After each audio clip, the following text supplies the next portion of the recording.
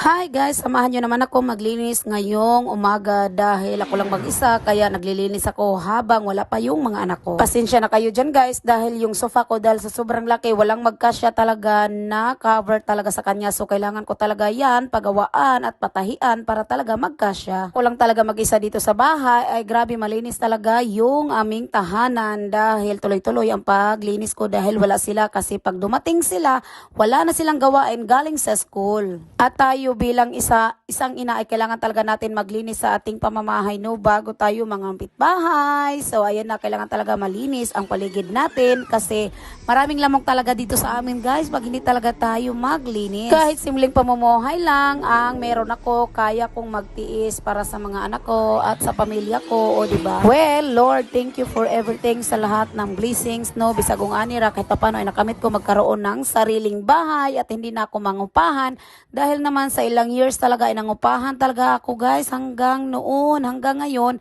Salamat kaayo dahil nakatanggap ako ng pabahay, kaya thank you.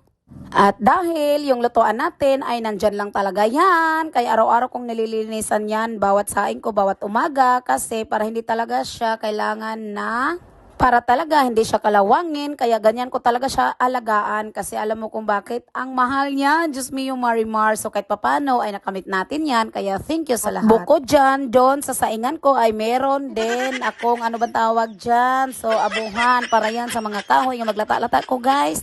Malay mo makaluto ako ng bakas, so naaday na ginawa ko talaga yan, sinadya ko talaga yan para talaga makatipid tayo. At para makatipid tayo, ganyan talaga ang gagawin natin. Pero pasensya na ha, wala akong kahoy dyan ngayon dahil ubos na. Kaya dito muna kami nagsasaing sa aking kalan para talaga pang samantala pag meron kaming kahoy ay tuloy-tuloy din naman. At yung mga matitigas lang talaga ang niluluto ko dyan sa kahoy. Kaya thank you.